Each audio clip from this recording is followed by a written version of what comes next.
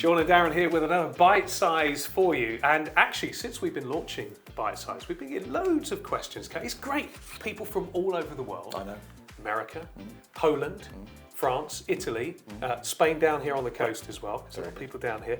UK, anywhere else?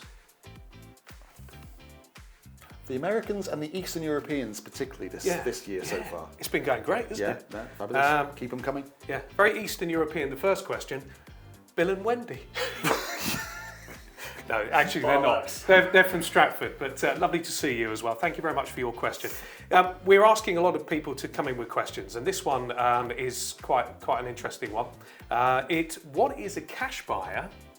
And really, what does the term mean? We hear this a lot, don't we? We do, and a lot of our clients actually say to us, "Oh, I'm a cash buyer. I'm ready to buy," and what they should mean is that they're ready. They've got the 100% of the funds for the purchase ready and available to them in cash, so they can just go to their bank, write a check, get the money drawn across, and it's done. It's not a cash buyer. It's not someone who needs a mortgage. It's not someone who has money tied up in investments that they can't get hold of. It's not someone who has a house to sell. No. So a genuine cash buyer is someone who can do the deal now with the money they have available to them. And we've noticed a lot of clients recently have been calling themselves cash buyers, but when you actually delve into it, they're not. And I think you just need to be honest with your agent about this, because if you're not a cash buyer and you need to do some financial re-engineering or you need a mortgage, let us know, because then we can then get the best deal possible for you with the best payment terms, knowing your circumstances inside out.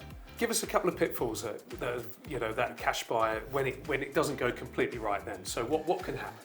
What can happen is you can agree a deal with so if you're in the market and you say, I'm a cash buyer, I can do this, then what you're doing is you're bigging yourself up a little bit by saying, I'm ready to do this deal. And what you would probably do, or what I would do if I were a cash buyer, is I would try and get myself the best deal possible by saying to the vendor, look, I'm ready to do this, are you?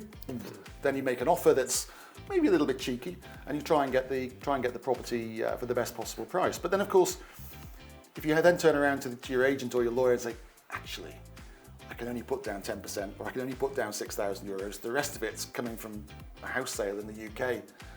Oh, when's that going to be? Well, I don't know, I haven't sold it yet. And then we start to having to backtrack with the vendor, pulling the deal a little bit, and then the vendor, more often than not, says, hang on, you told me this guy was a cash buyer. The buyer said he was a cash buyer. I don't believe you anymore. And then the deal's gone. So it's really important to be honest. We have a lot of people who come over and look at properties and they have a house to sell, be it in the UK or in the States, and that's fine. That's absolutely fine, but tell us. So that if you're in a position to make an offer and you want something, then we can factor in the timescales for that, so that you don't lose your money.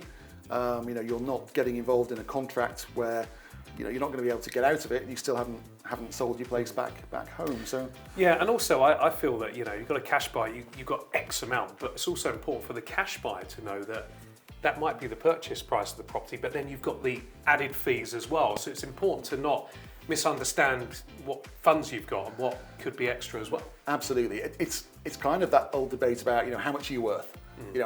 What do you count in that? Normally you count cash in the bank and equity in your properties. And any money that you can that is liquid, or that you can get your hands on quite easily.